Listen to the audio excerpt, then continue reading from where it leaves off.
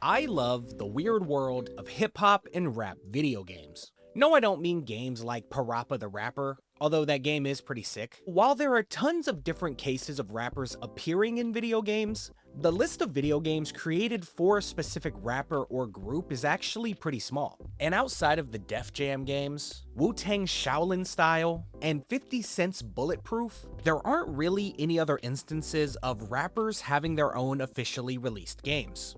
However, in January of 2025, a buddy of mine reached out to me to tell me about an obscure PC game from 2002, officially released by the way, which has rarely ever been discussed online. There's only ever been a handful of clips of this game ever shared publicly, and there's little to no information that you can find about this game anywhere. And this game is the obscure Hittin Switchez made for the late Eazy-E.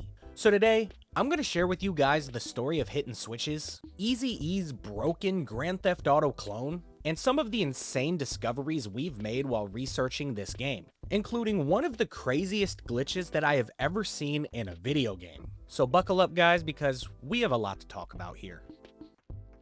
Our story officially begins on January 15th, 2025 when my good buddy Hunter DM'd me on Discord with a link. And the link he sent me led to a eBay listing for this CD-DVD combo release for Eazy-E, titled Impact of a Legend. Now for those of you who are unaware of who Eazy-E even is, let me go ahead and speedrun a quick summary of his career. Eric Wright, better known as Eazy-E, is a pioneer of hip-hop and is often called the godfather of gangster rap. Raised in Compton, California, he rose to prominence as a founding member of NWA, who are widely regarded as one of the most influential rap groups of all time. And though his life was cut short at the young age of 30, Eazy-E's influence remains undeniable and he's still recognized as one of the genre's key originators. Now, out of all of Eazy-E's solo works, Impact of a Legend in itself is an interesting release for Eazy-E because this CD-DVD pack was released in 2002,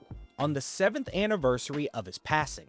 The EP was said to feature 8 brand new songs recorded in 1994 and 1995, and would also include a DVD featuring a documentary, music videos, but most importantly, a PC game. One article described the game as the following. In the game, the player takes on the persona of Eazy-E, and is living a day in his life. In addition to fixing up a lowrider with a booming system, rims, and hydraulics to make the ride bounce, the player may come across some rivals and engage in a shootout. Hunter was also able to find one single video of some gameplay for Hittin Switchez. However, said video was only around 1.5 minutes long, but it did give us our only look into the actual game. The video showed off some menus, including a ride selection screen, level selection screen, and then ultimately, what the actual gameplay for Hittin Switchez looked like. The actual gameplay portion of this video was only around 30 seconds long and it didn't show us much, but there was one huge thing that stuck out, and that's the fact that almost all of the textures in the game, for whatever reason, were yellow. Now, we were unsure if these yellow textures were meant to be like this, and with only 30 seconds of footage for the game at our disposal, we didn't really have much to go on. The comments offered us a little more information, and pretty much anyone who did have the means to play it flat out said that it didn't work on their computers. This game was pretty interesting to us, but we were already in the middle of recovering a completely separate game, Eminem's lost iPhone game Relapse Resistance, which has its own video that you can go watch on my channel after you're done with this one. But ultimately, we sat this project on the back burner for the time being. But over the next few weeks, we both continued to keep researching this game on and off. And honestly, we didn't find much else. Just to put into perspective how little information about this game is out there, the official Wikipedia page for Impact of a Legend doesn't even mention the game, despite the fact it seemed as if it was one of the main selling points for this project. At this point, me and Hunter were actually pretty interested, and seeing as how we were wrapping up the Eminem game project, I went ahead and bought a copy of Impact of a Legend. Now, without going into too much detail, shortly after this, I had some personal stuff go down which put this video topic on the back burner for a little bit, and without getting too much into it, the basic thing you need to know is that we didn't do anything else with Impact of a Legend until September of 2025, when I could finally sit down and unbox this project. Alright guys, here we are. I apologize for being a bit more prim and proper than usual. I actually just got back from my side job. I'm a science tutor. I have a class of about 4. We got the package right here. Within this package is Impact of a Legend, the posthumous Eazy-E album, which is supposed to come with the video game. I'm pretty excited to open this, so let's open it. Let's open it. Come on. All right. And here we go. Hell yeah. And the dude who packed it up super nice. This is Impact of a Legend. Release after he passed. We have the Eazy-E DVD. We also have the enhanced CD, which comes with 8 songs. And I do plan on watching the DVD and listening to the music and all that. But the real reason we got this is for this bad boy right here. For those of you guys who don't know, enhanced CDs are CDs which, if you put into your CD-ROM, actually has more stuff. And it looks like that is where the game is hosted. So yeah, so this is how we're going to play our game. So why don't we go ahead and go over to Future Kobe, who's going to play the game for the first time ever. Hey, Future Kobe, what do you got? Following my unboxing, I promptly downloaded the game to my computer, and after a few hiccups, I got the game fully downloaded. So I told Hunter the good news, and then I took some time to rip the files for the game, and then I sent them over to Hunter for him to look at. So he started going through them, and right off the bat, he was actually finding some pretty cool stuff, such as him ripping the official opening video to the game, which consisted of nothing more than clips from his music video for Only If You Want It, with one of his new songs, Switches, over top of it. Hunter continued looking through these files, and seeing as how I just took the last 9 months to even send it to him, I decided that the least I could do was give him all the time in the world that he wanted to look through the files. Me and Hunter agreed to set the video release for December, and we both agreed that we would drop our video on Hittin Switchez the week of Christmas. And seeing as how I already had the game downloaded on my computer, that shouldn't be a problem at all. I mean, the game's in a perfectly playable state on my computer, so what could possibly go wrong? So on and off, Hunter went through these files for the next few months, including some 3D render type beats of the weapons within the game, which was giving us an idea on what was to come when we actually finally played the game. Meanwhile, I was busy making some bomb-ass videos, all of which you can watch on my channel right after this one. Or you can always subscribe and come back later. Anyways, on December 10th, me and Hunter officially set our sights on getting this video done. And even though Hunter told me that he was still having issues getting the game to play at all, the fact that I had the game already downloaded on my computer without issues meant that we weren't in any real trouble. But as we were talking about the fact that Hunter couldn't get the game going for him, we both realized something which made both of our hearts sink. As it turns out, all of those times that Hunter told me that he couldn't get the game working, what he actually meant was that he couldn't get the game going without some sort of glitch or in-game errors. The most notable of those issues being the fact that, upon starting it up, for whatever reason, basically any texture used for pretty much anything that wasn't the main road or the car was solid yellow. Just like we saw in that 30-second video, for some reason, that Hunter couldn't pinpoint. Pretty much any in-game texture for Hittin Switchez just flat out didn't exist in the game. But he did discover that it wasn't meant to be like this at all. Looking into the files of the game, Hunter found all of the textures that were meant to exist within Hittin Switchez: graffiti murals, houses, signs, buildings, tons of textures which did exist, yet for some reason didn't load upon starting the game. Now when I say Hunter took a deep dive into this specific issue, I'm not lying.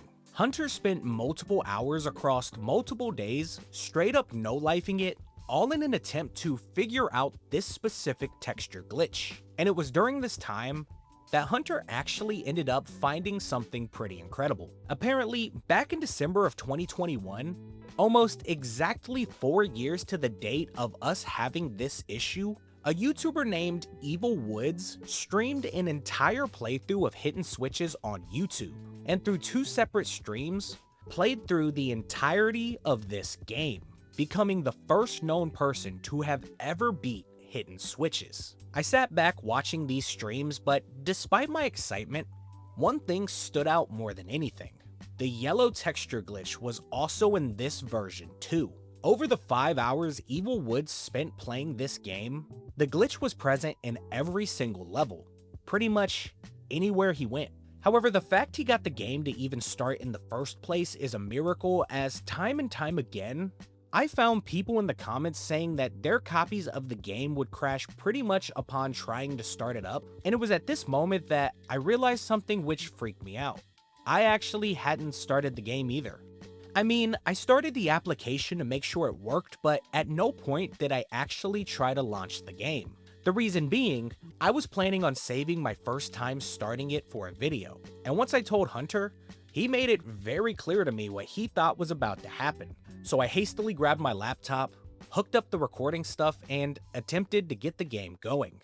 And here we are, the actual main menu of Hittin Switchez. Alright guys, I think it's time to attempt to play Hittin Switchez. I'm so excited.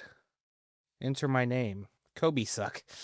I guess you could only do 8 letters, so I'm Kobe Suck. Alright, well I guess it's time to jump right on into Hittin Switchez. Oh, we gotta choose our hood. Looks like we got a lot of different options here that we can unlock as we go, but we gotta start on Watts. Alright guys, let's go. It's time to hit some switches, fool. Oh. Maybe we won't be hitting switches. I was ready to pop caps in the ops ass too. No. Well, my entire computer seems to have frozen up. Even when I Control-Alt-Delete and I click Task Manager, I'm just nothing. So here we are, 7 days before this video is set to release, and I was realizing that I didn't actually have the means to play this game. So now, the race was on to try and figure this out if we wanted to get this video out before Christmas 2025, which meant we needed to get moving.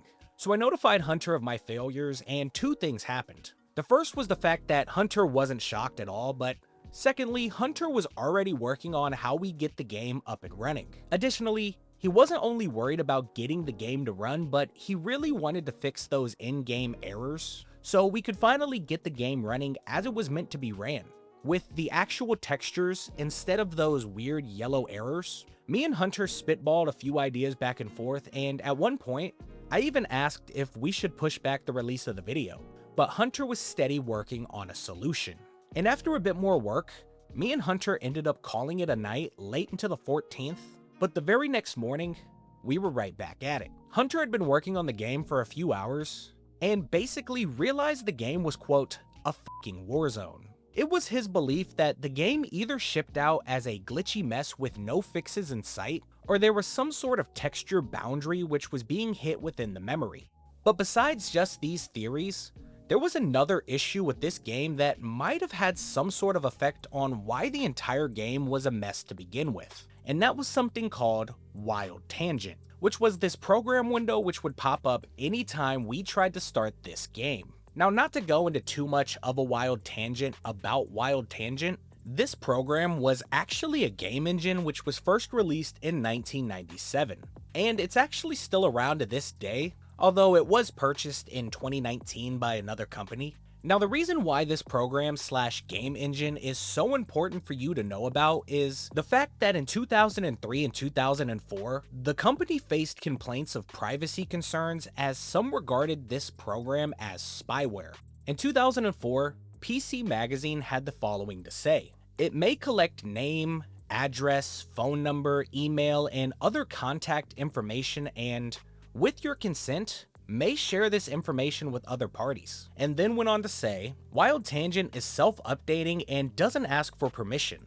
We prefer software that is upfront about its updating, because the software's features and its privacy policy could change at any time. and we'd rather be aware of the changes. There are full videos you can find online which go in depth about Wild Tangent, so yeah. On top of the glitchy mess of a game, the game was built upon an engine which is this spyware type beat, so yeah, this whole thing was a shit show. Hunter's current plan was to get the game running on a virtual machine, which, if you don't know what that is basically a computer program which allows you to run another computer inside of your computer, and then once we got that going, we could worry about those texture glitches. Hunter would then spend the next 4 hours finding the right combination of software to even get the game running at all, with the final answer being this. I'd say it out loud, but it would just sound like a big jumbled mess to anyone who isn't an ultra computer nerd, so yeah, I'm just gonna write it. So now that Hunter knew what would work, he sent me over everything I needed, and after a few hiccups, mostly caused by my ignorance of how computer programs work, I got the VirtualBox up and running. Hunter held my hand through the entire process of getting it going, and despite running into some issues with 3D acceleration, we successfully got the game running on my device. Some 6 hours into this entire process. And now that I had everything I needed, there was nothing else to do besides finally start Hittin Switchez. But, as you probably expected, the game failed to launch. This moment right here was such a gut punch. After all of the time Hunter just spent getting the virtual machine going, just for the game to give me these errors upon starting it up, just absolutely made me sick. In one moment, all of the excitement and all of the hours of work put in by Hunter was seemingly for nothing. I thought this was the end of all of our attempts to get Hittin Switchez to play. I messaged Hunter to let him know the bad news, but then he shot me a message that absolutely shook me.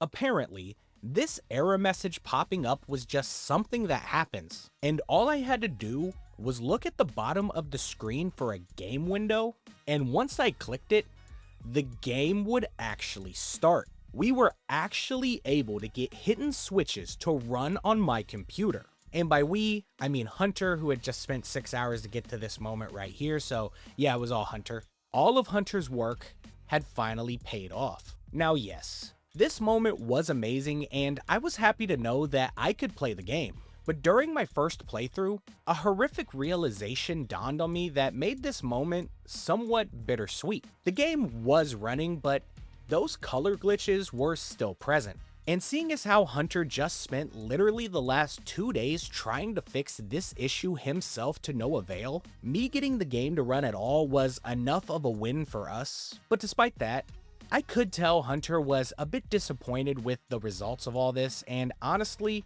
who could blame him? And knowing Hunter and how much time he had put into this, I knew he wasn't fully happy with this ending. But despite this, at 11 o'clock p.m. on December 14th, Hunter and I reluctantly called it quits, chalking this up to a victory, although not the kind of victory we wanted. And we both had the idea that I was going to wake up the following day to record my gameplay for the video, which meant the chase was over. Or at least, that's what I thought. When I went to bed that night, I fully believed that we were done with this project. But little did I know, Hunter wasn't done yet. This problem was eating away at him, and with all of the time he put into trying to figure this one out, he was obsessed with figuring out why these texture glitches were happening. It got to the point where only an hour after we had checked out, Hunter sent me a message with a picture showing some of the textures actually working, telling me that he had resorted to hacking the textures into the game himself. Hunter was going mad. He kept looking for hours, and at 1 a.m. in the morning, nearly 2 days after he had started trying to figure it out, Hunter discovered something which is honestly one of the craziest discoveries that I have ever seen firsthand. During Hunter's snooping within the texture files, he found that inside of Wild Tangent, the specific texture files which were supposed to be where all of those solid yellow glitches were, for whatever reason, had an expiration date. Visiting a help window for Wild Tangent, there was a section which told us more about the program, and it stated that the conversion type has 2 separate options. free and test. And if you were to select test, then the content would expire after 3 months. And for some reason, all of these texture files were set to test. Now there's a lot of technical stuff that goes into this, but in layman's terms, the files that were meant to be where the color glitches are, for whatever reason, were set to test, which meant that they would expire only 3 months after they were officially put into the game. Which meant, unless you played this game in the first 3 months of its creation, this glitch was going to happen. And Hunter found that most of these files expired around April 8th, 2002. And to put that into perspective, the game was officially released on March 26th, 2002, and with an expiration date of April 8th, 2002, unless somebody played this game within the first 13 days of its release, the glitch was going to occur. So now that we knew about this expiration date issue, what was the ultimate fix for the problem? Well, the grand fix to this problem, the problem Hunter just spent 2 days researching, was to set your computer's year to 2001. That's it. That's literally all you needed to do, and the textures would start working. So I shot up out of bed, ran to my computer, changed the year on my machine, and I went right back into the game. And it worked. For the first time outside of a very few people in 2002 who bought this game right at its release, me and Hunter got to see Hittin Switchez the way it was originally meant to be seen. And it's also worth mentioning that Hunter was probably the first person, at least in the last 20 years, who has played this game the way it was intended to be played, which was quite deserving considering the amount of time and effort he put into making it work. I drove around a bit, exploring the map for the first time ever, looking at the beautiful scenery and breathtaking views that Hittin Switchez had to offer, and honestly, taking in the last few days of work up until this moment. To say me and him were both a bit excited would be an understatement, and after a bit of nerdgasming, there was only one thing left to do. So the following morning, I sat down to finally play the full, completed and non-glitched version of Eazy-E's Hittin Switchez. Before we start, we gotta take the idea boards down because you guys can't see that yet. Now you guys can't take my video ideas. Alright guys, here we are, Eazy-E, Hittin Switchez the game, and we're about to play it, I believe, for the first time ever, the way it was intended to be played. The textures have been figured out thanks to Hunter. Everybody in the comments down below, make sure to write, "Thank you, Hunter. We appreciate you, Hunter." I'm gonna be one of a handful of people to hopefully beat Eazy-E Hittin Switchez. So without further ado, I guess it's time to just hop on in. Now, one of the first things we have to do, unfortunately, because of copyright, is we're going to have to go in and we're going to have to turn this music all the way down. Yeah, it's going to be hard to play this because I have a laptop mouse pad, you know, a trackpad, whatever the hell it's called. So, yeah, as always, Kobe suck. What car should we ride with? What do you guys think? So we're going to roll with the 2002 sedan. All right, level 1, watts. So we got to collect $10,000. We got to get 4 9mm. We have to pick up 4 bitches. We have to shoot 4 jackers. And we have to spell Eazy-E by picking up the 6 letters. All right, we ready to jump into Eazy-E the game? Let's do it.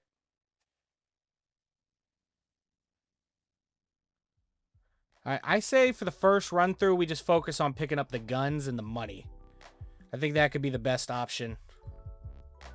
First off, can we just talk about how actually, like, this game actually looks like something because of, like, it actually looks like a completed project because Hunter figured out the whole texture thing.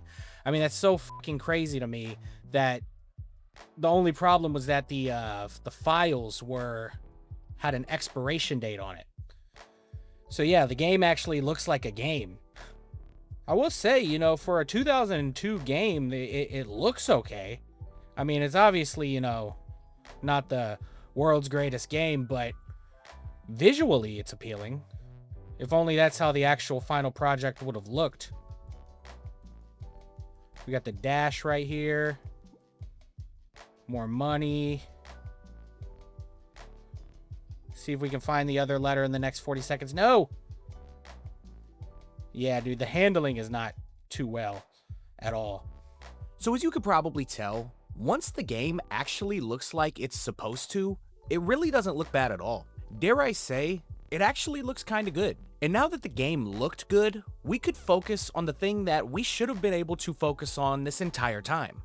The actual gameplay. The best way I could describe this game is a cross between Crazy Taxi and Tony Hawk's Pro Skater. On every single level, there are 5 challenges you need to complete, such as shooting a certain number of jackers or picking up a certain number of bitches, or getting a certain amount of money by collecting it around the map. The other 2 missions will be collecting the letters to a word, those words being Eazy-E, Gangsta, Compton, and Ruthless. The other mission will be to collect a certain number of some type of object, and to beat each level, you gotta complete 4 out of the 5 missions. You spend each attempt riding around, trying to remember where everything was, and I'll admit, if you don't have your driving skills down, it can be kinda tricky.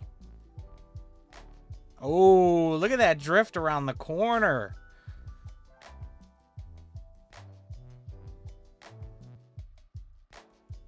Oh, that one wasn't as good. Additionally, all the leftover money you pick up can be used to upgrade your vehicle, but low-key, it didn't seem to me as if this customization screen worked at all. And since I'm speaking on a negative, it's worth mentioning that this game does unfortunately have several downsides. Outside of the general handling issues, some of the game mechanics, main game mechanics nonetheless, seem to be very tricky to pick up. Such as shooting being next to impossible unless you're close as hell, but that didn't stop me from nailing this little trick shot. Oh, and the drive-by! But the worst one has to be picking up the girls. Now, I don't know if it was just my setup, but the hitboxes on some of these women were so weird, making it extremely difficult to pick them up. This glitch even cost me one of my runs. Come on, no! No! No! Oh, she was right there. She was right there. There was also these 2 minigames which didn't even give us any instructions before we started playing them. One of them was a shoot 'em up thing, and the other was a hydraulic minigame which you just had to get lucky and stop the little tank in a good spot to make your ride bounce. You gotta stop it when it's at its highest. Yeah, 8-6, baby. I spent over an hour playing through this game, riding all over the place and taking it all in. And if you'd like to see my extended 60+ minute gameplay video, you can do that by visiting my $1 a month Patreon, which also helps support the channel and you'll get your name in my videos. And with that, all I have to say is that Hittin Switchez was quite the experience. And after grinding my way through, the only thing separating me from beating it once and for all was 8 bitches. Inglewood! Inglewood! Yeah. Make a good time, guys. What the hell? What? My car stopped working now. What the hell you doing? Yes. Come on. What the hell you doing? Come on. Come on, get in the car. Hey, shorty, I'm going that way. Hey, shorty, I'm going that way. Yeah. I think we did it. I think we did it. All right, let's see. Let's see.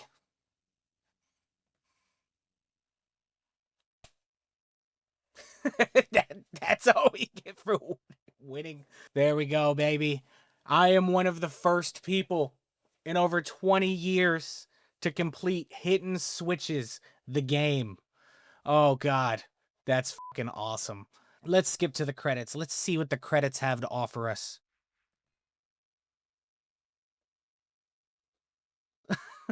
I thought it was going to be like a movie or something. And just like that, guys, we've completed Hittin Switchez, the game. And that's it. There's nothing else to say. I think we have a little bit more to tell you.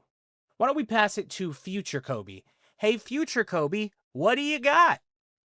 Alright, so as this video comes to a close, it's important for me to reiterate just how much work and headache Hunter went through for us to finally see this game in its full glory. So for starters, let's all be grateful and thankful for him taking this journey for us because no one else would have ever done it had he not. But secondly, Hunter has uploaded his fixes and all of his work from this video on his GitHub page. Hunter's write-ups about the game's issues and his fixes, plus his codes and all that, is not only cool to look at, but is also pretty useful for anyone who might have similar issues within their own personal projects. However, Hunter made one final discovery about this game which he didn't find until this video was in the editing process, which put this entire project into a brand new perspective. After I sent Hunter some pictures of the credit screen, he actually started looking into the information on the company involved in the creation of Hittin Switchez, a company called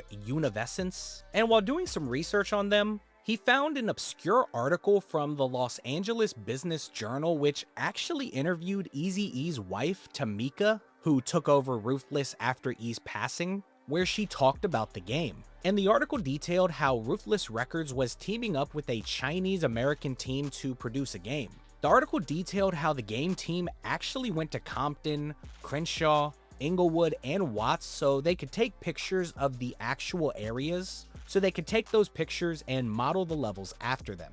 And it even stated that the Hittin Switchez version that we saw on Impact of a Legend was supposed to be the demo of what a larger game could look like. However, there was one part of this article which was easily the biggest piece of information about this game, and it might be one of the craziest things that I have ever read. And instead of putting it into my own words, allow me to read directly from the article. Chan wouldn't disclose the value of the deal, but said Universence got a one-time fee to develop the 6-level game. Considered comparable in complexity to a demonstration game, PC or console games have as many as 40 levels and can cost as much as $20 million to develop. Ruthless paid closer to $1 million. Guys, Ruthless Records paid $1 million for Hittin Switchez. $1 million. Let that sink in. Look at this game footage. Look at those yellow texture glitches. Think about the texture expiration dates, and then realize they paid $1 million for this. Now, originally, I had an entire section where I was looking for the positive side of Hittin Switchez and trying my best to turn this entire thing into a positive, but fuck that. They spent $1 million on a steaming pile of shit which barely worked even at its core. In my head, I was picturing a handful of dudes from California throwing together a cool little game to honor their fallen brother. But no, it was a quote-unquote real game company getting paid hundreds of thousands of dollars to create this game. That's unacceptable. And had I known that during my playthrough, I wouldn't have been anywhere as happy-go-lucky about it. I mean, let's even take the yellow texture glitches out of it. Some of the challenges aren't even programmed correctly, such as this mission telling me I needed to collect 7 bottles, yet I really only needed 5. And the hit detection was all sorts of fucked. It was hard to shoot anybody. It was near impossible to pick up any bitches. The minigames had no explanations to them. I'm not even sure the vehicle customization worked. Basically, the whole game is one steaming pile of fucking shit. There was nothing positive to look back on Hittin Switchez whatsoever, and it's a horrible way for Eazy-E to be remembered. I really do try to find the positives in all of the videos I make, but dude, how the hell do you spin a story about an obscure glitchy game which cost $1 million into a positive? I really don't know, dude. It's ridiculous. But with that in mind, I can think of one way for us to get some sort of positivity out of this story. So throughout this video, you've heard me drive home the fact that I wanted to get this video out by Christmas. And you might have been wondering why this was so important to me and Hunter. And honestly, I've been avoiding explaining that. Regardless of the problems behind this game's creation, the fact of the matter is that no one, outside of me, Hunter and a few unlucky people who played this game right when it came out has ever played the completed version of Hittin Switchez. And seeing as how Hunter was able to finally fix the game and make it playable, something a Chinese game developer wasn't able to do for $1 million, despite the fact we did fail to get this video out before Christmas, we did have something we could do which could start righting the wrongs of this game. So Hunter went into the game files, changed the expiration dates on everything, which, side note, the game is going to start to glitch again in 2106, sorry to my great-grandkids, but he also fixed some of the other issues within the game, and then he wrapped it all up in a virtual machine. Hell, he even took the time out to create an entire page of instructions on how to download and run the game. And ladies and gentlemen, it's my pleasure to announce that if you want to play Hittin Switchez for yourself, the fixed version of Hittin Switchez, we've uploaded everything needed to play it onto archive.org, and you can go and download it for yourself with the link in the description. Merry Christmas, guys. And as always, remember, Kobe sucks.